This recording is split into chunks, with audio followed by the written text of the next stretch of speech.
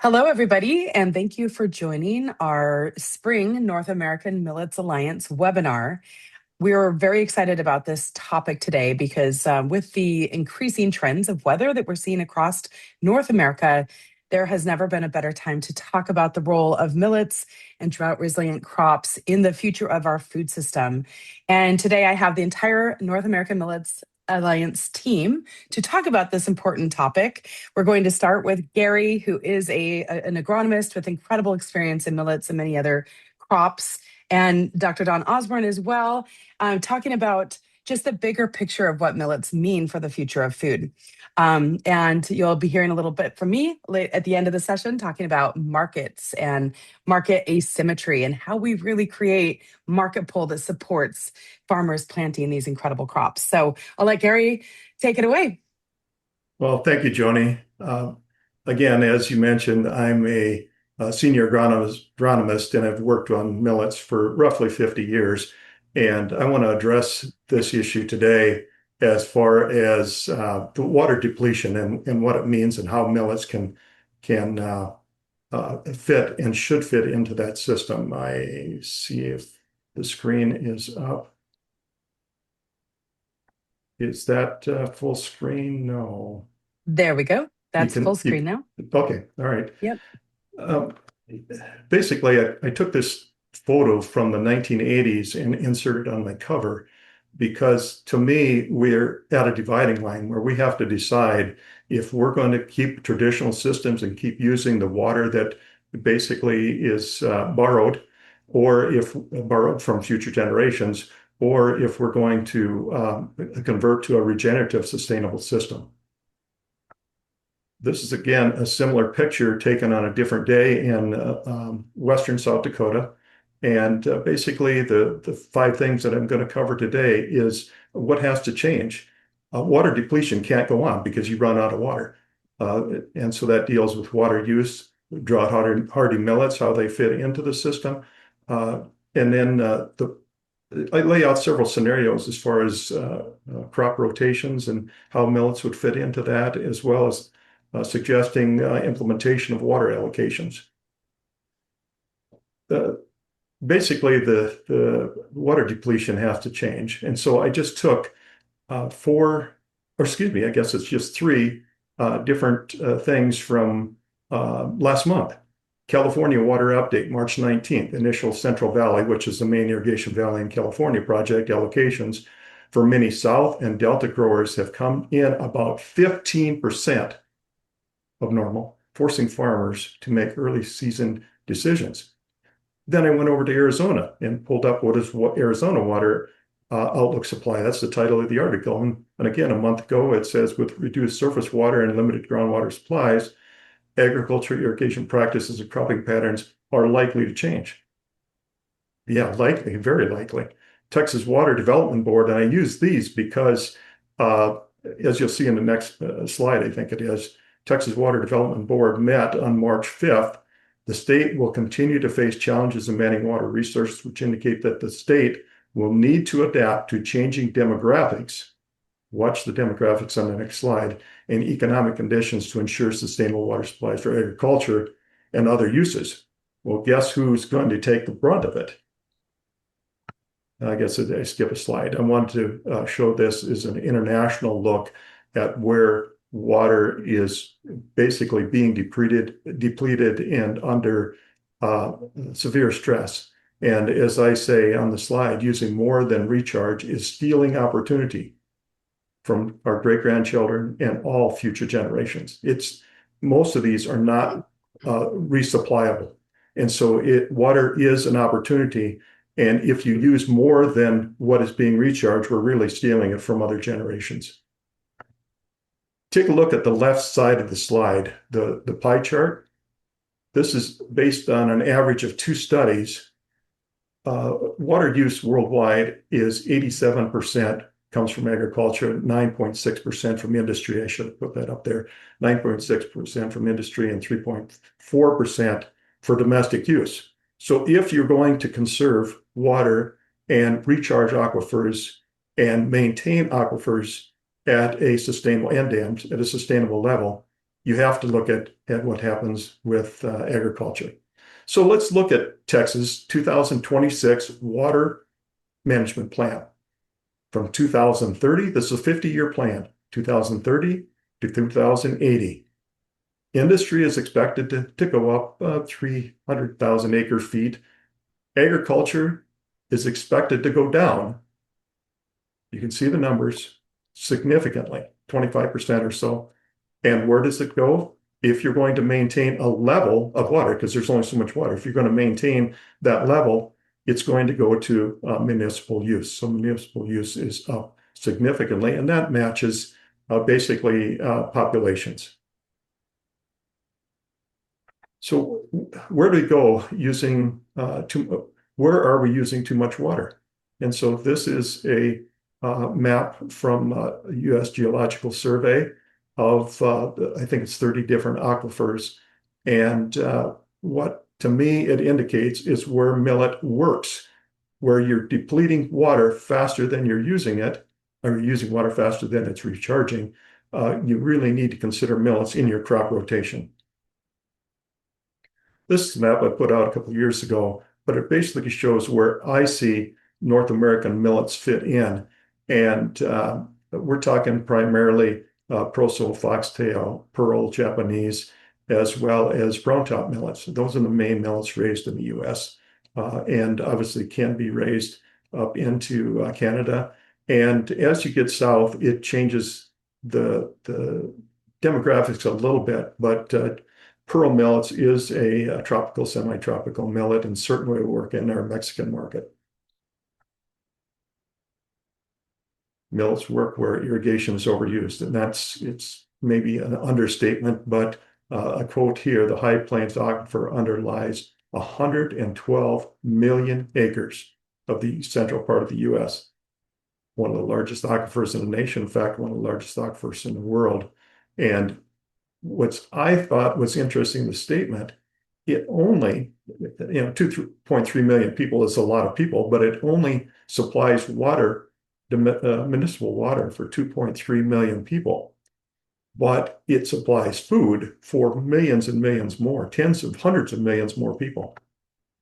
So we look at will growers, how is their operation change? Can they actually change, and will they change? So I took a look at Nebraska, leading millet state. They're in the top three. Millet is in the top three state. Let me rephrase that. Nebraska, of all the millets planted in the U.S., is within the top three states. Very, very key state. So I looked at Nebraska corn. Okay, if you take irrigated and dryland corn, over the period from 1990 to 2000, I think 18 is all the data that was available on NRCS or NASS. And it shows that the acreages of dryland corn is actually increased much, much faster than irrigated corn, which is good, okay? Irrigated corn only increased 125,000 acres versus 1.2 million acres of dryland. So that means corn, a very water intensive crop being used in dryland, can be rotated with another grass, grassy crops like millet, and are used that way in traditional central and western Nebraska. So the big question then, I said, okay, that's fine. Dryland corn is increasing. It's in rotation with wheat and millet and sunflowers and other things in the western part of the state. Well, what's happening to yields in Nebraska then over that period? I actually went back farther. I went back to 1970 and looked at yields through, again, 2018 to have a somewhat comparable period. And what it shows is that even though Nebraska converted a lot more acres to corn, the corn yields actually went up significantly, almost as much as irrigated. And sure, there's technological differences like genetic engineering, AIs used now in plant breeding. But irrigated corn increased 104 bushel an acre, where dryland, without additional water, meaning you're trying to manage what water you're getting, went up 94 bushels an acre. That's huge, huge increase. And so we can do the same thing as we incorporate the various millets for grain and forage into that system. So let's just take an example. If we're going to use millets to conserve water, or we know that agriculture is going to take the brunt of the water uh, supply, meaning we're going to get hurt the most when industry and municipalities need water. So let's take an example with rice. Now, keep in mind that not all rice is going to be replaced in the US, but millet, proso in this case, I use proso as an example. So I took the last 5 years, US rice production at 2.6 million acres and an average of 515,000 acres of proso. Now, keep in mind, proso has been driven to the far edge of the semi-arid grain belt in the U.S. And it can easily expand in crop rotations as we bring on new varieties and hybrids, both private and public. So, okay, that's the acres. How much rice is produced? Keep in mind, 100% of the rice is irrigated. 1.2% of the proso is irrigated. Rice produces 19, let's say rounded off, 20 billion pounds, just shy of a billion pounds for proso. So according to research, 173 gallons more water is used on rice than is used on proso. Proso, I think, is 127, and rice is 300 gallons of water per pound of rice produced. 300 gallons of water per pound of rice produced. Proso is 127. So there you see the numbers. You're saving, rounded off, 414 billion gallons of water if the proso replaced the rice acres in the US. That's enough water to supply 4.6 million people. And I use 90 gallons a day as average. And if you look at the municipalities around the US, it runs between 80 and 100 gallons per person on average. So we're talking taking one relatively small crop, rice, and converting it to dryland millet and saving water or supplying water to 4.6 million people. You replicate that across a rotational system, and it is a vast, vast increase. So let's look at drought-hardy millets from a water use per pound of grain produced. There's, you see the chart that I put it in a pie chart. I talked about rice earlier. And the percent of millet irrigated is, again, 1.2% of the US proso is irrigated. On the far right, that photo is not from the US. I was invited on a tour of Turkey. I spent a month in Turkey. I did a webinar on conservation and soil and erosion and water management. And I was on this tour for a month and driving by this, it's field or what's left of ground that used to be farmable. You can tell by the vegetation that it is all but eroded away because of constant tillage. And that is the problem, not only in Turkey, not only in the US, but around the world. So let's look at basically a different system. The first slide, I showed conventional versus or traditional versus a regenerative system. So how many inches of total precipitation to get the first pound of grain? And this is a way of measuring drought tolerance. It takes basically 4 inches of water on a field to produce the first pound of proso millet, 5 inches on wheat, and 9 inches on corn. So if you're looking at Nebraska, I use that as an example, and they have corn in a rotation, and it uses more water, then you have to substitute with 2 crops I suggested, wheat and millet in that rotation, which uses less. So over a 3-year rotation, you may have corn, usually followed by millet, a drought-hardy cod, followed by wheat, and then you plant, as this picture shows, you plant or can plant corn, and Nebraskans do plant corn straight into wheat stubble, again, without tillage. Each tillage trip saves about a half to an inch of moisture per tillage trip.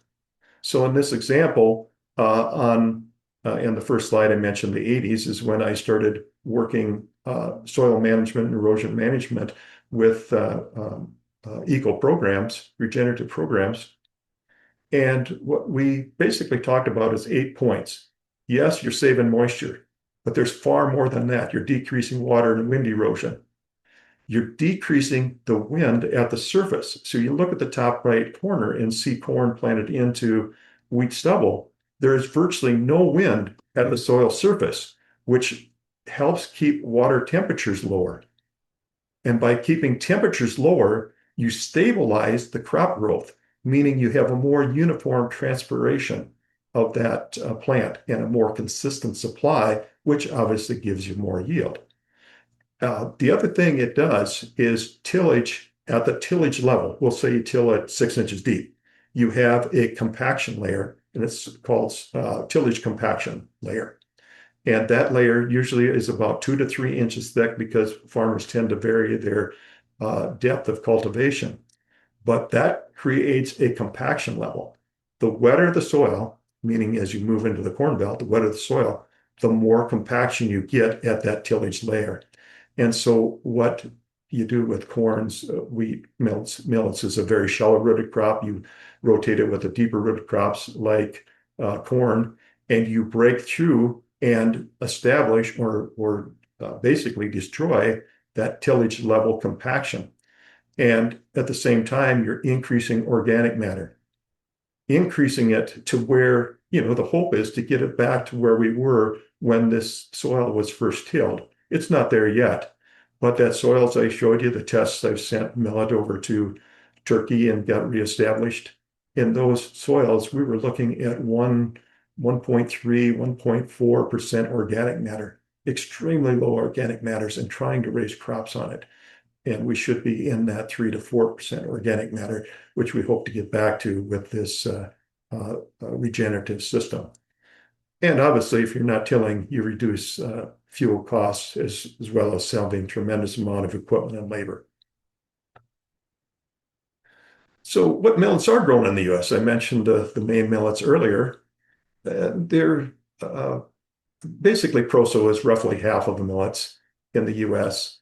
Common millet, which is basically how farmers report it to the government farm service agency. They just report millet, and it means common millet. So it could be a combination of proso, pearl, teff, foxtail, or Japanese. Actually, not teff, because teff is actually a separate category. But common millet is one of the others. Basically, it's the way to summarize it. But USDA, in studies in 1913, so over a century ago, millet produces almost 4 times as much dry matter as alfalfa. So in the irrigated alfalfa of the West and Southwest, California, Arizona, Nevada, and one other state, I think it's Utah, plants about 1 million acres of alfalfa, irrigated alfalfa. Tremendous water use. And alfalfa is a perennial, meaning it needs water year round in order to stay alive.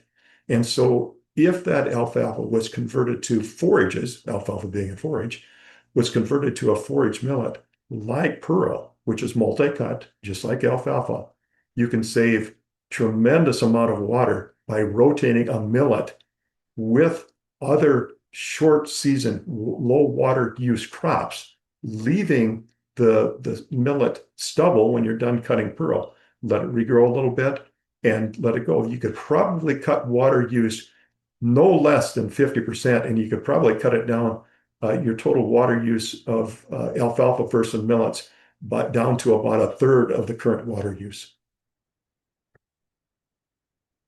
Here's an example. The next 3 slides will be examples of rotations that you could potentially fit into that Arizona, California, alfalfa and other crop water use, primarily corn and rice. So irrigated rice, for example, is 120 to 150 day crop. Well, you could look at early season pulling off a forage triticale or planting a short season legume like dry peas, root crops, which they're big on root crops out there. And in the summer, long enough season, you could go with a short season millet like foxtail or proso, or a longer season forage, so like pearl.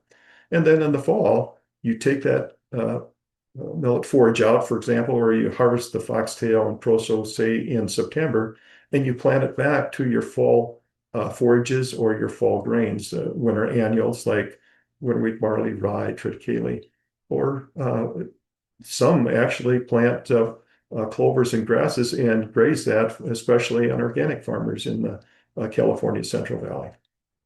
So let's look at, did I skip one? Nope. Kansas through Texas. This is the High Plains Aquifer. Some call it, think of it as the Ogallala Aquifer, which is the north part of that plains. But there, it's a little shorter season.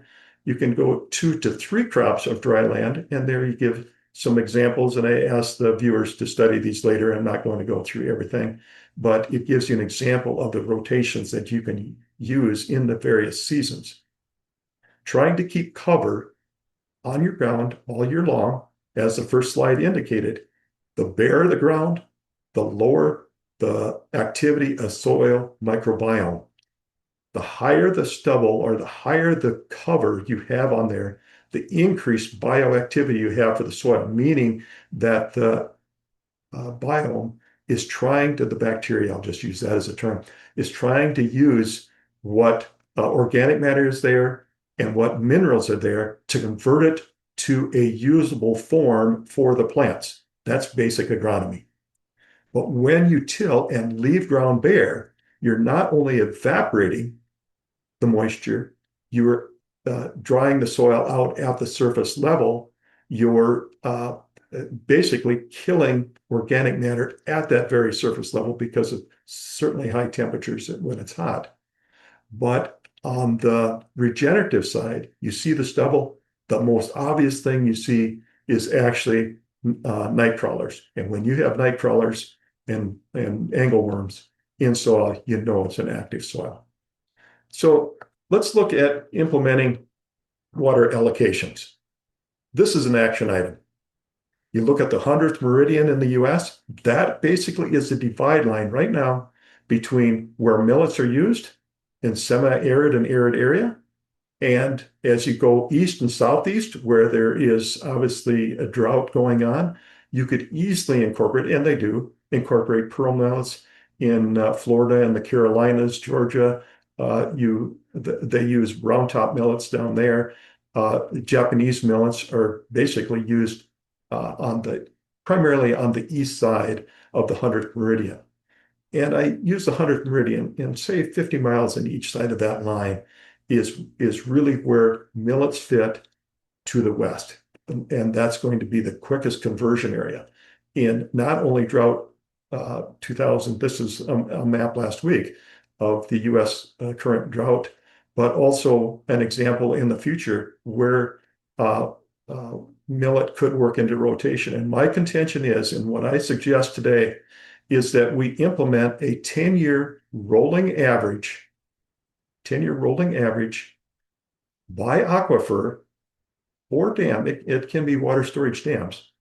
Rolling average, meaning you can't take out more than your allocation over the average of the 10 years. So for 2026, we would be taking the average of 2016 through 25.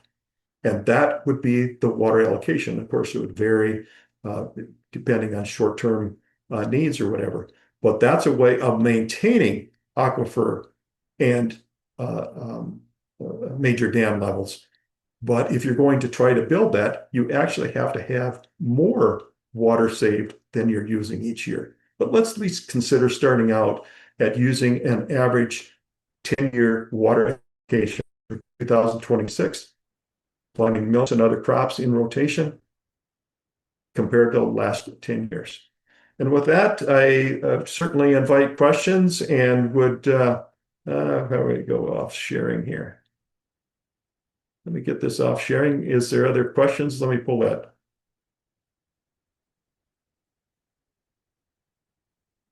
Any questions?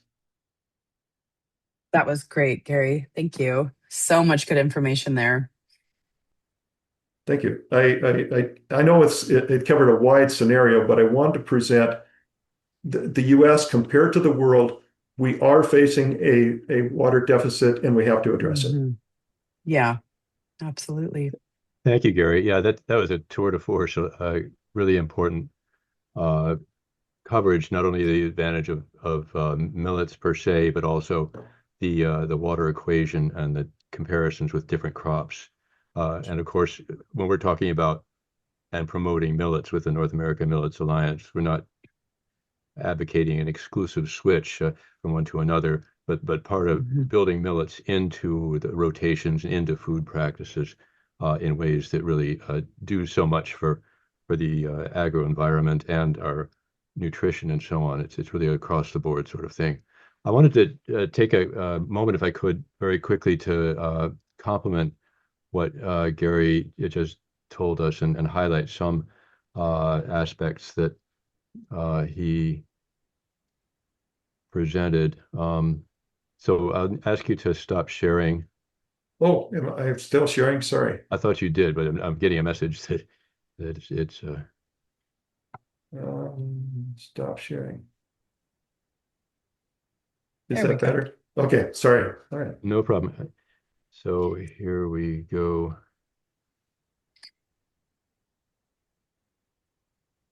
And yeah, we're talking about drought resilient agriculture practices. Of course, you've gone a lot deeper than I will here, but I just wanted to resume my understanding of some of the key issues. And it begins with, of course, soil water conservation, moisture retention practices. And you mentioned some tillage practices, cover crops, the role of cover crops, irrigation practices. There can be different amounts used when you have to do that, crop rotations and how those relate to moisture use, and also kind of the interplanting, as you mentioned, in stubble, which can uh, advantage the seedlings coming up and also reduce the evapotranspiration from soils in windy areas. Um, and then you'll notice in those soil water conservation practices the role of specific crops. And of course, as Gary mentioned, the millets emerge in cover crops and crop rotations is significant. And then, in general, drought resilient agriculture can benefit from water efficient crop choices. And here again, we come back to millets among the prime choices for getting a yield off a field with a minimum of water. Now, among those, they're not all the same. We'll come to that in a moment. But my book, anyway, Proso and Pearl seem to be the most resilient in terms of heat and moisture efficiency or stress, being able to pull something off of a dry field. I'll also throw in foxtail. Foxtail is right in that same category. Okay, yeah, it's yeah, I could add foxtail to that. Some of the others are good, but maybe have other strengths. So I pulled together like four facts. One can talk all day about millets and aspects of how they work and their advantages, but I pulled out four facts. And first, we're focusing on the drought resistance of millets, but remember they also have other sorts of advantages in terms of resisting abiotic stresses. Uh, and those can even range to too much water in some cases. And you have to keep in mind that while we're dealing with drought and moisture stress, high heat in much of North America and the world, there are also areas where it's getting too much water. And we're in that position right now in Michigan, although we're not uh, using millets as much as we might up here, but there's really an excess of water in parts of the state right now. So yeah, the millets present a menu of different possible crops for different scenarios. Uh, and some of that's the east and west of the 100th meridian, as Gary pointed out, but also specific to various subregions. And of course, millets are more than just one food. They're different, like any grain from a grain. The name millet tends to lead many people to think of them as one category, but they're really different crops, different plants entirely. And they bear resemblances in some ways. They're related, but they have different nutrition profiles and different tastes. So as we have the opportunity to grow more and perhaps consume more millets, that will enrich our diets in more than one way. Now it's easier to promote the crops, uh, uh, promote millets as crops than to assure their processing or their markets. Processing, of course, involves investment and a whole structure to assure, and then markets. Who's going to buy it? Uh, what are they going to use it for? How much do they know about the crops that they're not as much familiar with? So this is a key question. I think Joni will touch on this a little more in depth, but how to promote millets as a food is a key question, a key element in promoting use of water resilient millets in our cropping systems. However, appropriate varieties and sufficient seed may be lacking in some cases. This is something that's pretty important, but often not as well understood broadly, is that having millets that are a crop variety that's going to perform at a level that's optimal for the farmer and in various different scenarios is not a given. It requires investment in research, and that is ongoing and very much in some crops, in some of the millets anyway. And then even where the research has happened and the varieties are available, sufficient seed may be lacking. This is one issue that we had with grain pearl millet, for instance, in the last couple of years. So those are 4 areas to keep in mind. And then I was thinking about the pole position grain millets in North America. This is they're not all on the same plane. Now I'm including sorghum here. Some people say it is, some people say it isn't a millet, but it shares some advantages in terms of water resilience with the rest of the millets, and also it shares some of the same market challenges. People aren't really buying. I mean, the U.S. produces a huge amount of sorghum, and people aren't really consuming it as food, and it's not been that easy to promote it as such, apparently. Proso, of course, as Gary has focused a lot of focus of his presentation on Proso, has very significant grain production, pretty long history as a significant crop in North America. And there's ongoing research on new varieties, and that's an exciting area. We've got the dryland genetics, for instance, coming out with varieties, and ag research in Nebraska coming out with a sticky or a waxy variety that is a little bit different, but it's in that same species with some different culinary and culinary aspects. Then teff is not always, again, it's one of those it's a millet that's not always considered as such, but it is an established production for the last 50 years. It's quite an amazing story in and of itself, coming out of the Horn of Africa, particularly Ethiopia. And it's emerged as not only an interesting grain crop on a small scale, but also as a significant forage crop. And Gary was comparing millets and alfalfa going back already a century. More recently, there have been comparisons of teff and alfalfa in terms of their relative water efficiency.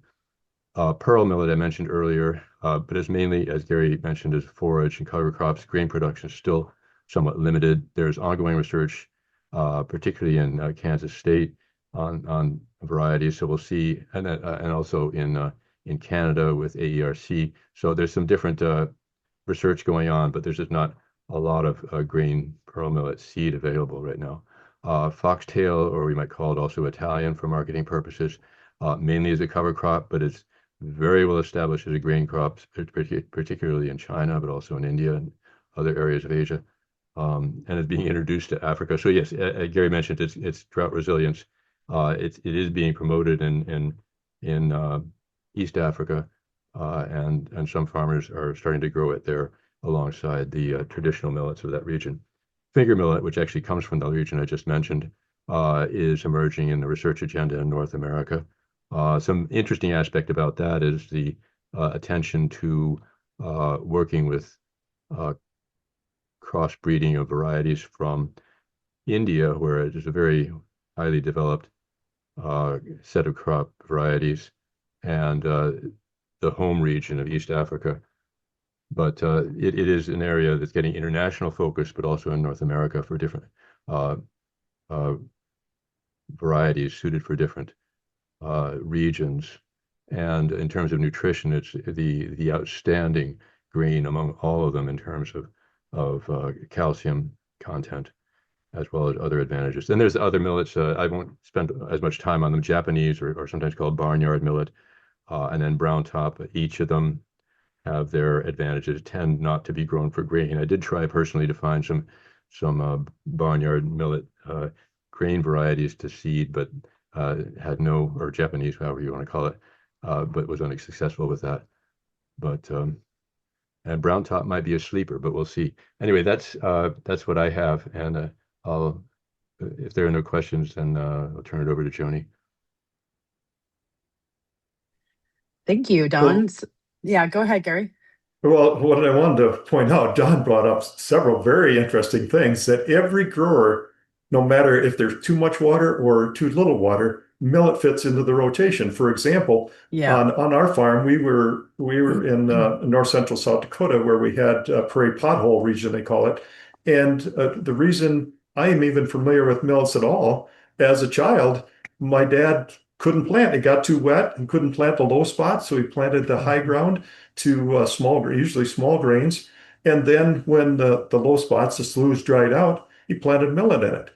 If, for Mhm. example, in Michigan, you may have too much water to plant corn, and it might get too late to plant, which is very photosensitive, soybeans.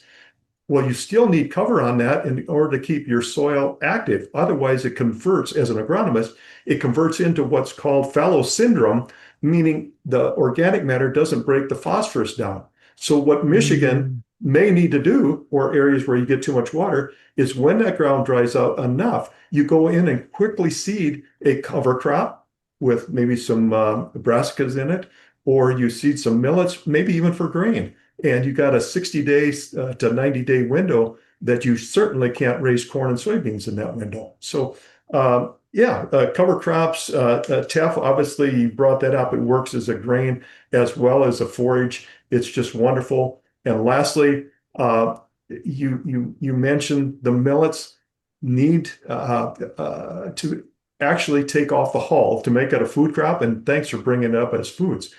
But rice is the same way. The same Yeah. equipment that's used for rice to take off the hull, which comes off the field at 45 to 47 pounds a bushel, you take off the hull and it raises it up to, say, 60, 65 pounds of pure rice. You can use millet through that same processing equipment. So thank you, Don. Wonderful presentation. All right, thank you. Very short, but I would just mention that for as far as waterlogging, apparently the Japanese or barnyard millets and also sorghum tend to support waterlogging where that occurs much better than some of the other plants. Yeah, sorghum is extremely drought tolerant, as you pointed out, and it's a row crop. And when you're trying to plant something into a waterlogged soil, you would not want to plant a row crop. You would want to put like teff, or better yet, millet, because it's very shallow rooted. It comes up. That's why it's mainly used in the southeast part of the U.S. as a wildlife food. So there's thousands of acres that are used for wildlife and brown top, and obviously it's harvested every year for seed so that you have use for that brown top. But yeah, great intro to the food part, and Joni, maybe you want to cover part of that. Yeah, I will touch on that a little bit. And it's interesting to think because, as somebody who literally built a brand around innovating in food for millets, broadly, sorghum, prosa millet, also did a lot of work with like foxtail and pearl for human grade food innovation lanes. It really is like for the love of the nutrition and the human nutrition impact that really got me started with being interested in millets and at all. But, after a decade of talking to farmers and agronomists and really going deep on soil health and realizing that the integrity of our food quality starts in soil health, and the role that millets play in actually like influencing soil health is really formidable. And there's been a lot of cool science that has come out to support a lot of those assumptions that people saw and observed empirically, but now labs like Dr. Melinda Yerka's lab at University of Nevada, Reno is starting to actually add quantification and proof of like these assumptions and these things that we've observed in the field. Now, what remains, like for me, convincing farmers to get excited about planting millets, the broad diversity of millets, the broad context in which they're appropriate, and just the use of them as a rescue crop or a response to climate variability. Like it's undeniable that we need to actually shift systemically our systems to support the market side of the millets world. And that does include food, but it also does include animal. Animal is a huge, huge part of the equation anytime you're talking about even human grade food, because with any crop grown for humans, there's always a need for those offtakes for the imperfections, the things that aren't meeting grade A standards or, whatever the thing may be. And so that's where I focus. Historically, I only have a couple of little slides here, but I do want to talk about some of the barriers that we're up against. After really working through this for a decade, there are some things that are continuing to hamper the offtake or the purchasing and movement of millets through the entire value chain and into the market. And recently, we're seeing some awesome demand signals like campus dining, school lunch programs. Sorghum Checkoff did some great work in helping to solidify the understanding of the role of sorghum in school lunch programs and school nutrition programs. So that was a huge win for millets overall. But there is this shift now where they're looking at climate smart crops in general. And again, when I'm talking to people on the buy side of these campus dining programs, the yearning is there. They are willing to take the leap and start serving millets. But again, we have this market connectivity problem that is slowing down adoption and making it difficult for procurement managers and chefs alike to choose to put millets on the plate. Some of the things that have like contributed to that is really like we've had a massive investment drought in the last 5 years.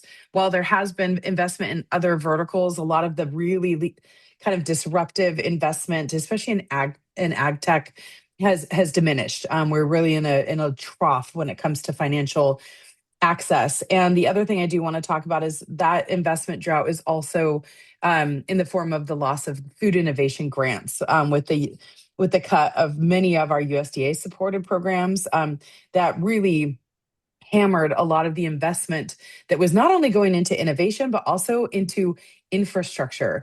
And when we're working with millets outside of just a forage situation, as Don and Gary both mentioned, we do have to have processing. We need to have post-harvest handling that is appropriate to make these crops into a food. So dehulling with proso millet, the appropriate cleaning and processing, that infrastructure is there across the country, but it's in very small quantities. We have lost a lot of our critical infrastructure. There was a huge push from the USDA to start to finance the rebuilding of this critical infrastructure. And I've been involved in a couple of these projects, putting a dehuller in Montana with Civic Montana that can process both buckwheat and proso millet. Also, Steve Tucker in Nebraska, AgriForce Seeds, is putting in more infrastructure so he can actually clean and dehull his crops as well. So that's great, but we've lost a lot of that financial momentum. So that's something that is a massive call to action for our nation to get behind so we can have this shift to climate smart models. We have to have infrastructure to support climate smart markets. And then de-risking access. Again, this gap between farmers and buyers is significant, especially when you're doing work with opportunity crops that are not the dominant commodities in the market. There's a ton of connectivity for wheat, corn, soy, rice. But once you get into these crops that are not the dominant movers of the market, suddenly there is a massive access problem. And I'm actively working to address that with our technology at the Rhizosphere, But again, it's going to take a critical mass of people working across the nation and around the world to really help us fix this market connectivity issue. And that helps solve for market friction. Market friction is when you have like also a misunderstanding on the consumer side. A lot of people in America today think there's no reason you would ever eat millet if you're not gluten free. Like it's got a stigma. And yes, millets are all naturally gluten free. That's great. It's a perk, but it's not an exclusionary quality. And unfortunately, the gluten free movement, while it did perk up demand and introduction of people's like experience around millets, like it drove innovation and it drove adoption, but it only drove it in niche segments, which is the gluten free. So in to really get over that hump, we're going to have some great chefs, evangelizers, food innovation people putting millets into things that are not gluten free. We actually are just released a pasta pilot that, thank you USDA, that was actually one of the last of the grants that came through for climate smart commodities. And it is a blend of dark northern spring wheat and sorghum and proso millet, all Pacific Northwest, all part of a regenerative rotation system.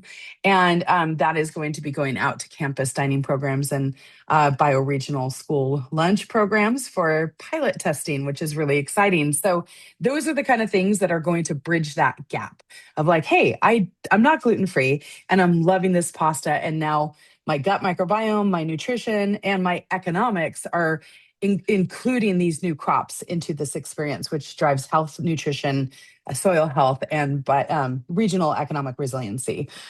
Product innovation, evaluation, and advancement. I mean, it's there. It is happening, but it needs to happen more. We've got to speed that up. And we just talked about really what's stopping us, the market forces, the systemic barriers.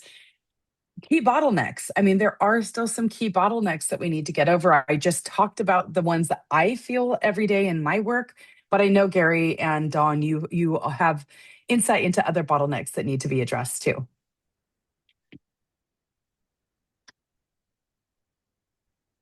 Well, That's it for thank you, me. Joni. Bottlenecks, as you know, there's always stumbling blocks. And where do you fit a crop that you haven't raised, like millets, into your rotation? And so there is adoption curves that you have to go through. And I think the easiest way that a lot of growers have been introduced to millets has actually been through cover crops. And cover crops are used for grazing, for example. And you mentioned livestock. Well, livestock east of the 100th meridian, it's you take off the forages, but you know what? If you don't need that forage, you can leave the teff, the pearl, the Japanese, the foxtail for seed.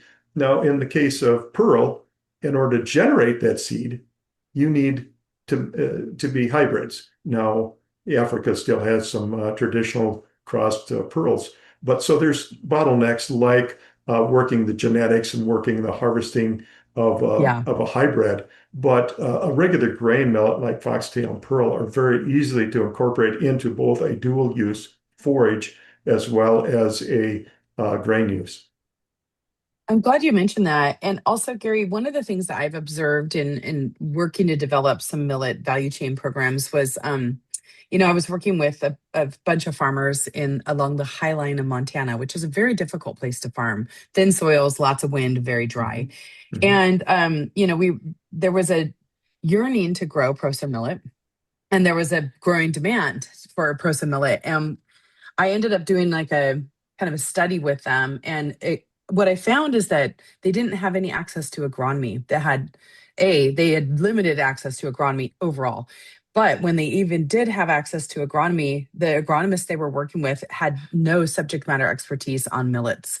And they were advising them to plant using methods that I'm not an agronomist, but in my observations, I had seen actually set them up for failure. And so some of them had had some really bad experiences just because they lacked access to things like agronomy and technical services needed for success. And I know you know a lot about that.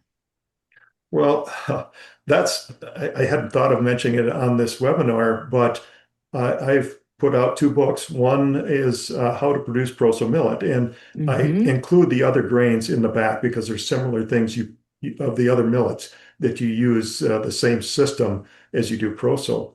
But I also, in the last 3 or 4 years, because my grandson now farms, and he's of the generation that don't read books. He looks at videos. I mean, he wants to know how to plant, how deep to plant millet, when it's ready for harvest, things like that. How to control weeds, fertilize. So I've put out 4-minute YouTube videos, and so now you can go to rather than relying on agronomists that may not have experience. I don't have experience raising sugarcane, for example. So don't ask me how to do it. But you Yeah. can go to YouTube and look at production videos, both on forage and grain producing of the different millets. Yeah, I think that's really important, especially right now. If any of our listeners are, they're in that tough position right now where they're looking at crop failure and they're looking for rescue crops. They're trying to think outside the box. Maybe they don't have the access and the peer support. Your YouTube video is incredible. I've shared it with many farmers, and they've always said it was extremely helpful. And the handbook too. And we're always happy to send the handbook off to people, right? And you can buy it on Well, on Amazon. actually, you So can. I don't have it on Amazon because I made it free. In 2016, I digitized that guide, and so you can just enter that's a right. Proso Millet, a farmer's guide, and get the PDF for free. If you want a hard copy, yeah, they can get a hold of me. But Yeah. most people just go to the PDF. I have thousands of downloads of that. But then 4-minute YouTube videos are very key. As this Yeah. webinar, we encourage people to share this webinar with other people, because as you're finishing up, there's probably people that could use this information. Please share our webinars, and we Yeah. have a YouTube channel, North American Millets Alliance YouTube. Yeah. Yeah, we Yep. need to also hear from people if there's aspects that we're not addressing or particular critical issues that people are encountering.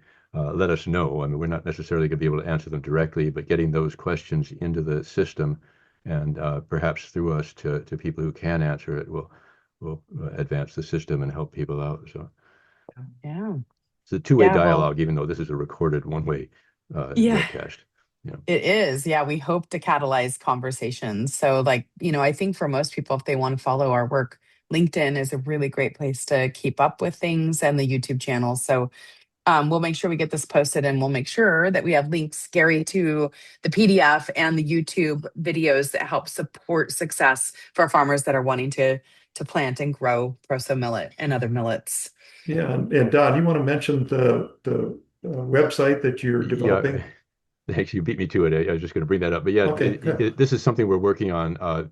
It's been longer than it should have been slog, but we're developing our milletsalliance.org website, and that will be designed to give access to the YouTube channel, for instance, to other resources such as what Gary has on his personal site, and to other resources that other North American, U.S., Canadian, and so on outfits have.